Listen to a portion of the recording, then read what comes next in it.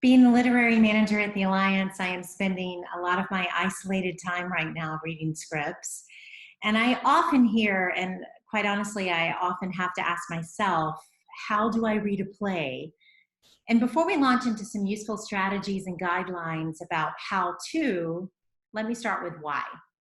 Reading the words of a play on the page can feel like you are absorbing a piece of art half-baked, because theater exists in the moment and is the result of many, many moving pieces coming together at once. Scenic design, direction, actors communicating wants and needs to each other.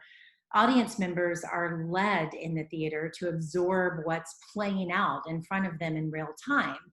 But play readers are tasked with so much more. The passivity of watching is replaced by suddenly becoming an active participant. The play reader has a front row seat to the perspectives and personalities wrestling inside the author. The reader isn't burdened by being led by production elements. The reader has this opportunity for an inside look into the characters and their respective journeys, to the themes of the play, how the piece reflects the playwright's thoughts and opinions in real time on the page about the political and cultural issues surrounding the particular time period. The simple act of reading a play makes the reader a shapeshifter. Now, here's a couple of do's and don'ts, and this is just my opinion. These are things that work for me. Firstly, unbiased eyes can enhance your read. So I like to resist the urge to Google the playwright, or frankly, if it's possible, to even know the playwright's identity until after I've read the play. Also, reading in one sitting is helpful without distractions. This is very useful. You would watch a play in real time without the starts and stops, and reading the play, it should operate the same.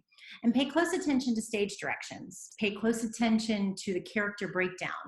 They're there for a reason, and they're actually clues as to the playwright's intention once the play is on its feet. Now, where the reader's opinions and personal experiences meet the playwrights is frankly what's so exciting to me about the theater. So often what we call critical analysis is somewhat interchangeable with the question, how do I read a play? So we're going to look at critical analysis through the lenses of the following things: structure, dramatic action, character journeys, thematic focus, language, and historical context. In preparation for your reading, you might want to keep like a handy list of the following questions right by your reading location. So firstly, looking at structure. Take a look at the rhythm and the progression of the play as it's informed by scene structure, act breaks, character entrances and exits, physical locations. Ask yourself the question, how do the sequences and durations of scenes affect the overall rhythm of the play? Secondly, dramatic action. Ask yourself, what is the overall action of the play? What is the central conflict? What do the characters want? What do they do to get it? What's in the way of their getting what they want? And when does it feel the rising action of the play has hit its peak? Character journeys, a third look. How, where, and why are the main characters changed from the beginning of the play to the end of the play? And is this change due to the character's desire for it, or is the change forced upon them? Thematic focus. What might this play mean? And this question should be viewed in direct correlation with the dramatic action. It's really two ways of thinking about the same thing. Dramatic action describes the characters in conflict. Thematic focus describes the meaning extracted from that action and its results. Also, what shows up multiple times in the play? An idea, a sound, a visual element. These motifs, for lack of a better word, often evolve over the course of the play, and they can signify developments in character, action, and circumstance. Language.